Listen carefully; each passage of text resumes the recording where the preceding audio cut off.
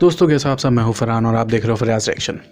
तो आज की वीडियो में हम बात करने वाले हैं कुछ ऐसे मिथ्स के बारे में या कुछ ऐसी बातों के बारे में आपके स्मार्टफोन के बारे में जो शायद आपको सच लगती हो या आप उन पर यकीन करते हो। तो मैं आपको 7 ऐसे मिथ्स बताऊंगा जो आप यकीन करते होंगे, शायद आप यकीन करते होंगे, शायद नहीं भी करते होंगे, लेकिन अगर इन 7 में से किसी एक पे भी यकीन करते हो तो आपको ये वीडियो पूरी देखनी है। आपको सच पता चलेगा कि ऐसा सच में होता भी है या नहीं। तो जानने के लिए इस वीडियो को पूरा ज़रूर देखेगा और अगर वीडियो पसंद आए तो लाइक, शेयर और सब्सक्राइब करना बिल्कुल भी मत भूलना। तो ज़्यादा टाइम ना वेस्ट करें दोस्तों, शुरू करते हैं। तो अगर आप उन लोगों में से हो जिनको लगता है कि अगर उनके फ़ोन में रैम बहुत ही ज़्यादा है तो आपका फ़ोन बहुत अच्छा परफॉर्म करेगा, तो ऐसा बिल्कुल भी नहीं है।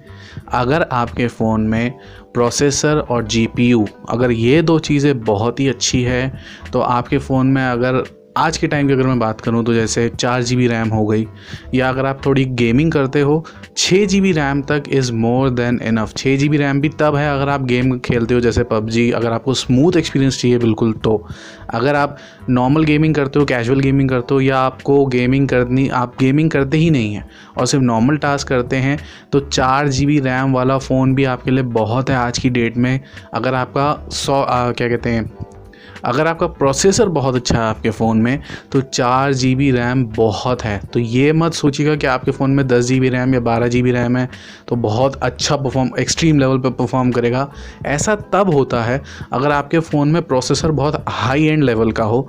तो आपके फ़ोन में अगर रैम भी बहुत ज़्यादा है तो मैं कहूँगा कि आपको वो डे टू डे टास्क में फ़र्क नहीं दिखेगा, वो तो आपको वैसे ही स्मूथ लगेगा जितना आपको 6 GB रैम और 4 GB रैम में लगेगा। गेमिंग अगर आप करते हैं, जो हैवी टास्क होते हैं, अगर आप उनमें देखोगे तो आपको थोड़ा बहुत डिफरेंस लगता है। लेकिन जैसा जो मुझे लगता है कि अगर आप नॉर्मल टास्क के लिए चाहिए तो 4 GB रैम भी ठीक है, ज़्यादा 6 GB रैम भी बहुत है आपके लिए। तो ये बिल्कुल एक बेकार बात है कि आपके फ़ोन में रैम ज़्यादा होनी चाहिए तो आपका फ़ोन अच्छा परफॉर्म करेगा। दूसरा मिथ जो आई एम प्रीटी श्योर कि बहुत लोगों को ऐसा लगता होगा, बहुत लोग ऐसा सोचते होंगे, जो कि बिल्कुल गलत है। अगर आपके फ़ोन में बड़ी बैटरी है तो आपका फ़ोन बहुत अच्छा बैटरी बैकअप देगा, ऐसा बिल्कुल नहीं है। आप जो फ़ोन चलाते हैं तो आपका जो फ़ोन होता है वो एक ऑपरेटिंग सिस्टम पे काम करता है जिसे हम ओएस कहते हैं। आप सुनते होंगे जैसे वन प्लस के फ़ोन्स में आपको मिलता है ऑक्सीजन ओएस मिलता है, वीवो के फ़ोन्स में अलग होता है, ओप्पो में अलग होता है, हर फ़ोन में अलग ओएस होता है। तो जो ओएस होता है वो टोटल डिपेंड करता है आपके फ़ोन पे कि वो किस तरह से ऑप्टिमाइज़ कर रहा है सारी चीज़ों को। अगर आपके फ़ोन में, मैं नॉर्मल बात करता हूँ, 3500 mAh की बैटरी है तो वो अगर उस 3500 mAh की बैटरी के साथ आपके फ़ोन में एक स्टॉक एंड्रॉयड है या फिर बहुत अच्छा ओएस है, जैसे आपका ऑक्सीजन ओएस होता है वन प्लस का, वो भी बहुत अच्छा ओएस है। अगर ऐसे ओएस हैं और 3500 mAh की बैटरी है आपके फ़ोन में तो आपकी फ़ोन की भी बैटरी बहुत अच्छा काम करेगी। ज़रूरी नहीं है कि आपके फ़ोन में 6000 mAh की बैटरी होनी चाहिए या 5000 mAh की बैटरी होनी चाहिए। हाँ, अगर आप बहुत ही ज़्यादा यूज़ करते हैं, बहुत ही ज़्यादा कंजम्पशन है आपका, कि आप मूवीज़ भी देखते हैं बहुत ज़्यादा, या आप बहुत ज़्यादा इंटेंस गेमिंग करते हैं, बिल्कुल हाई एंड वाली गेमिंग करते हैं, तो मैं मानता हूँ कि आप बड़ी बैटरी के लिए जा सकते हैं जो थोड़ा बहुत इन चीज़ों को झेल लेती है। बट अगर आप नॉर्मल अपना फ़ोन यूज़ करते हैं तो मुझे नहीं लगता कि इतनी बड़ी बैटरी इसका कोई फ़ायदा है। अगर आपका ओएस अच्छा है, स्टेबल ओएस है, तो बड़ी बैटरी का कोई फ़ायदा नहीं है। ओके, तो अगर आपको लगता है कि आपका जो नेटवर्क बार है फ़ोन में, अगर उसमें 4 या 5 सिग्नल आ रहे हैं तो आपको क्वालिटी बहुत अच्छी मिलेगी, तो भैया ऐसा भी कुछ नहीं है। वो जो बार्स होते हैं वो एक स्ट्रेंथ दिखाते हैं, मतलब नेटवर्क स्ट्रेंथ यहाँ पे कैसी है। जैसे 4 बार्स हैं तो अच्छी स्ट्रेंथ होगी, इससे आपकी क्वालिटी पे फ़र्क नहीं पड़ता। आप कभी नोटिस भी करिएगा, मैं आपको कहूँगा आप कभी नोटिस करके देखो, कहीं ऐसी जगह होगी जहाँ आपके 2 बार्स आ रहे होंगे, तो ऐसा नहीं है कि बिल्कुल ही आपकी आवाज़ दूसरे बंदे के पास जा ही नहीं रही होगी या बिल्कुल कॉल क्वालिटी बेकार होगी, ऐसा नहीं है। वो सिर्फ एक स्ट्रेंथ बताता है। स्ट्रेंथ, हाँ मैं कहूँगा फ़र्क पड़ता है, लेकिन ऐसा भी नहीं है कि 2 बार्स में या 3 बार्स में आप बिल्कुल बात भी नहीं कर सकते हो। तो ये भी एक तरह का मिथ ही है। तो अगर आपको लगता है कि आप अपने फ़ोन के बैकग्राउंड ऐप्स जो चल रहे हैं आप उनको क्लीन करो किसी सॉफ्टवेयर के थ्रू, किसी ऐप के थ्रू, तो आपका फ़ोन फास्ट हो जाएगा या आपका फ़ोन और अच्छा चलेगा, तो ऐसा कुछ भी नहीं है। देखो, एंड्रॉयड का जो या iOS का जो ओएस होते हैं ऑपरेटिंग सिस्टम जो होता है उसमें इतना दिमाग होता है, ये चीज़ें वो खुद करता है। अगर उसको लगता है कि कोई चीज़ ऐसी है जो ज़्यादा रिसोर्स ले रही है, तो या तो वो आपसे पूछेगा, आपके पास नोटिफिकेशन आ जाएगा, या फिर वो ऑटोमेटिकली उसको बंद कर देता है। ज़्यादातर ऐसे होते हैं सॉफ्टवेयर में, ऐप्स कहूँगा ऐसे होते हैं जो बिना बात पे पीछे बैकग्राउंड में चलते रहते हैं, तो वो अपने आप ही यूजुअली ओएस बंद कर देता है। तो ऐसा नहीं है कि आप किसी सॉफ्टवेयर या ऐप के थ्रू उनको बंद करो और आपका फ़ोन फास्ट हो जाएगा, ऐसा नहीं है, बल्कि आप उल्टा अपना नुकसान ही कर रहे हो उससे। आपके फ़ोन में कुछ चीज़ें ऐसी होंगी जो ज़रूरी हैं पीछे चलती रहें।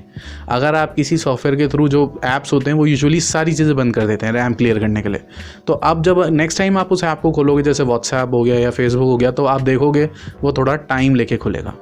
तो ऐसा मत मानो कि बार बार क्लीन करने से आपका फ़ोन फास्ट चलेगा।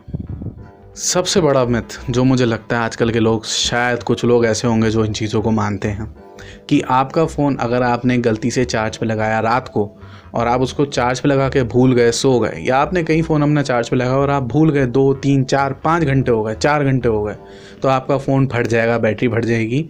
ऐसा नहीं है। आजकल जो फ़ोन्स आते हैं, बल्कि आजकल की मैं क्या बात कर रहा हूँ, आप पिछले 6 7 8 साल के पहले के भी फ़ोन ले लीजिए, इन सब फ़ोन्स में एक सर्किट लगा होता है। जब फ़ोन को पता चल जाता है, आपके मदरबोर्ड को पता चल जाता है कि वो बैटरी पूरी हो गई है, तो वो सर्किट उस पावर को कट ऑफ कर देता है। तो इसका मतलब आप चाहे चार्ज पे लगाए रखो, लेकिन आपके फ़ोन में वो पावर नहीं जा रही है, इलेक्ट्रिसिटी वेस्ट हो रही है आपकी। लेकिन इसका मतलब ये नहीं है कि अगर आप गलती से भूल गए हो चार्ज पे लगा के, या रात को आपने लगा और आप सो गए, तो आपका फ़ोन फट जाएगा सुबह। ऐसा कुछ नहीं है, ये बिल्कुल बेकार की बात है, बहुत ही बेकार में। तो आप में से बहुत से लोग ऐसे होंगे जो गूगल क्रोम या फायरफॉक्स अपने फ़ोन में यूज़ करते होंगे। अब कुछ लोग ऐसे भी होंगे जो इनकॉग्निटो मोड यूज़ करते हैं। उन लोगों को ये लगता है कि इनकॉग्निटो मोड से उनको कोई ट्रैक ही नहीं कर सकता। अगर वो ये यूज़ कर रहे हैं तो उनका कुछ भी नहीं पता चलेगा। आपकी उसमें ब्राउजिंग हिस्ट्री नहीं आती है, आपके फ़ोन में नहीं आती है, आप कुकीज़ ये सब कुछ सेव नहीं करता। लेकिन जो आपका इंटरनेट प्रोवाइडर है उसको सब पता होता है कि आप इनकॉग्निटो मोड में भी क्या कर रहे हो। आप चाहे कोई भी मोड यूज़ कर लो, आपके इंटरनेट प्रोवाइडर को पता होगा कि आप कौन सी साइट पे जा रहे हो, आप क्या कर रहे हो।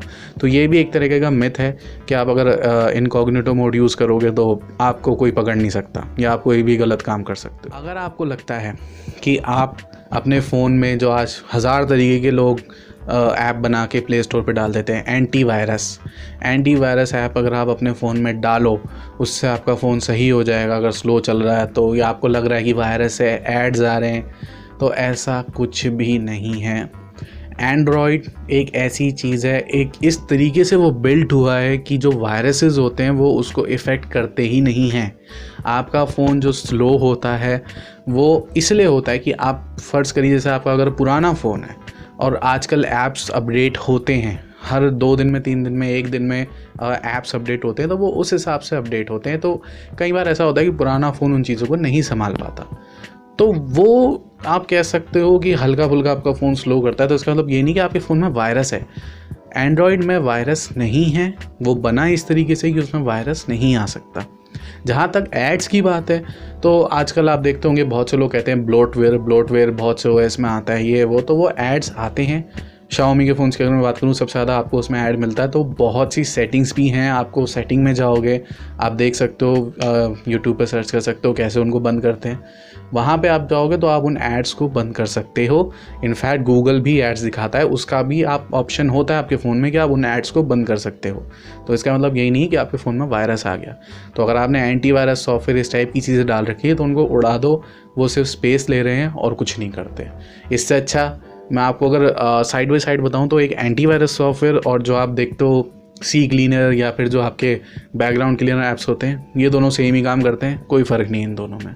तो अगर आप ऐसी कोई चीज़ यूज़ करते हो, बेकार है, उड़ा दो।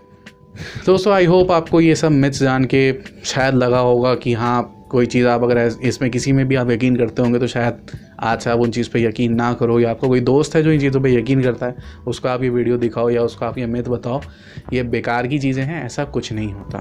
तो अगर आपको ये वीडियो थोड़ी सी पसंद आई है तो लाइक करना, शेयर करना और सब्सक्राइब करे बिना बिल्कुल भी मत जाना।